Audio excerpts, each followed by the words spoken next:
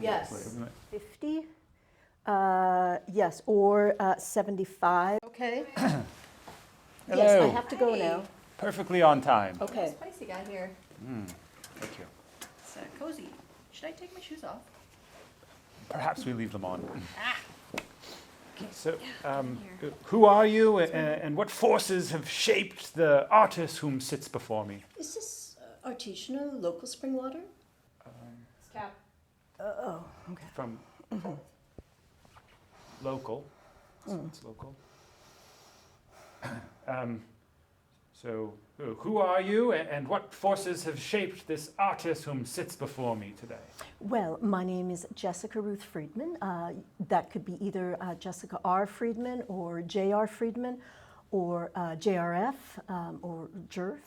And I'm the executive producer for the short film Senior Discount. People say that I'm a natural born leader, an excellent communicator. In fact, I have this memory of when I was 3 or 4, just as a young child, playing with my father, a blessed memory. And he let me apply for permits to bring my toys into the living room. Such a beautiful memory. Hey, what's up? I'm Amy O. King. Tell you about the O another time. I am the writer and director of the short film Senior Discount. People might say that I'm an artist.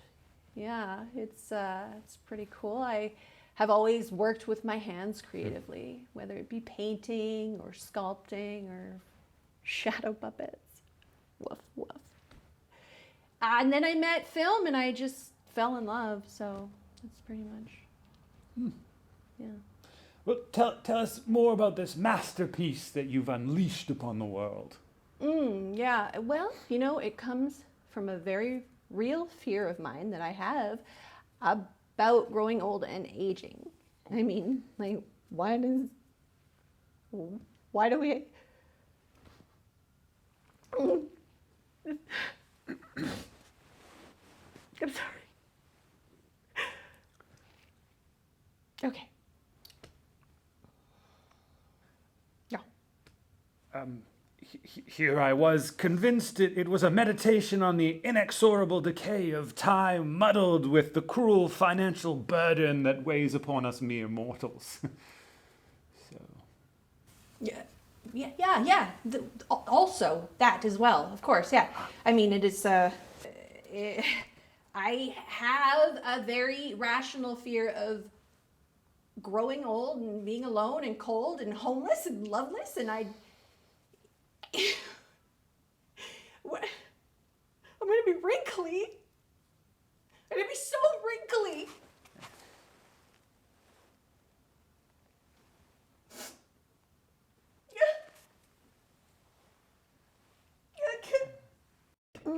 It's a lovely, lovely story about people overcoming obstacles, undergoing transformations. Which one is this one about? This film is based on my totally rational fear of growing old in a very unaffordable place called Langford. It's a rapidly growing city in BC. Everyone is moving here, and I get it, I understand, it's fantastic, but the people here are already struggling with the cost of living. And how am I supposed to deal with that when I am an old lady? Well, surely a visionary such as yourself sculpted a future of pensions and savings, an intricate tapestry of fiscal foresight, perhaps? One of those ever-elusive acronyms, RRSPs, TFSAs? Yeah, of course. Yeah. Excellent characters, vulnerable, easy to make money off of. A lovely story. Let us once again tether ourselves to the tale at hand. How did this journey begin? This whole process has been really actually pretty straightforward. A cakewalk, if you will. I started when I was taking an acting class. Lesbian as well? Oh, cracking! A true Renaissance soul. Tell me, does the weight of such talent grow tiresome? No, I was just taking an acting class because I wanted to learn how to, better speak to the actor as a director and understand what makes them tick. you know. So, a scholar of the craft, studying performance not for vanity, but for mastery. Right. Yeah. So, anyway. Perhaps an acting class? I don't remember, but you know, I like to take classes to stay close to the people. But anyhow, I was taking this acting class in my community, and we were right in the middle of doing this movement exercise when this elegant woman gently caressed my shoulders, obviously to say hello. I was in a class and this woman bumps into me and I'm like, excuse me, can you please keep your personal space more personal? And as an artist, I'm always so willing to meet another creative, right? So I politely introduce myself, and right away we get to chatting about, you know, the construct of a movement exercise and how it must first originate in the soul, within the heart, before it radiates outward into other electrical people's spaces.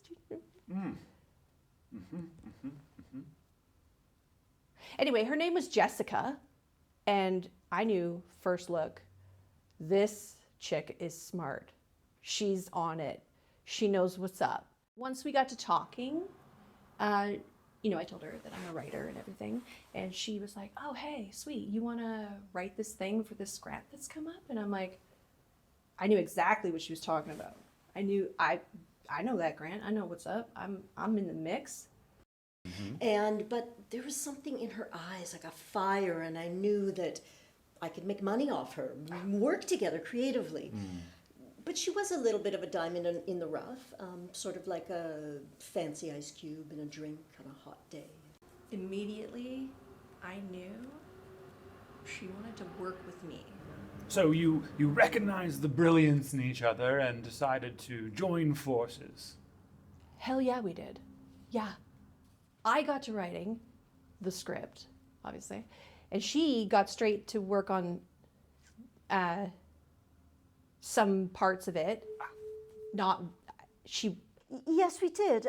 Amy got off to, I don't know, writing a script or something, and I did the important parts, the money, the numbers, the phone calls, the budgets, and ensuring that we get the maximum amount for the grant. I don't exactly know what she was working on, what part she was, I'm sure it was wicked smart though. I guaranteed, you know, she is passionate, knowledgeable, spirited, skilled. I had no doubt in her. And, you know, I really couldn't believe that the universe brought us together to work together. And I'm to understand that you made a pitch video, and no small feat, I'm sure. What was that illuminating voyage like? Yeah, the pitch videos. It's like, with my skills as a filmmaker and her natural talent as an artist, it was like we nailed it in one shot. Cut, print, send. So you birthed a script, locked down all the paperwork, and then what happened? Well, after I wrote the script and she did all the stuff with the application, you know, life pretty much went back to normal for us. She got back to the things that she likes to do, whatever those are, and then but I kept striving, I kept working, I kept pushing ahead because, you know, I like to stay on top of the beat of the city, always be looking for the next big thing. I always say, stay hungry so you don't have to get hungry, right? You know, there's no rest for the wilted. I believe it's there's no rest for the wicked. No, I don't think so. So after a while, we had heard that there was like over 400 submissions, but we were like, whatever, we got this in the bag. We know what we have. We weren't fazed. So I got back to work and whatever, and then while I was at my day job, my day job is I work in the dental industry, you know, just changing people's smiles. And on my break, I went out and I checked my emails on my phone, and there it was. Congratulations. I mean, it was no surprise. It was like, yeah, we got it. We got the grant. It's cool. So I like calmly called the program manager just to confirm, you know. And then I called Jessica, gave her a ring-a-ding-ding, all cool, like, and Yes, well, many months had gone by, and I was, living my very important life. And Amy called me. I think it was a September, and she said we got the grant, and I was like, whatever. man, she flipped out. She was so excited. She was like screaming, "Oh my God, what, are you serious?" I was like, calm down. But she was really stoked. I was ecstatic. I knew we'd take the win. I was practically jumping off the walls. Very well. Good show. So, with fortune smiling upon you, what glorious chapter unfolded next? The next steps were it's pretty like straightforward. Phone calls, regular, emails, like DMs, sliding, meetings, Insta, calls, and bingo, bingo, bango, bango, make make a a movie. movie. No problem. No problem. Right? We get to make a movie! Yes! Oh, shit.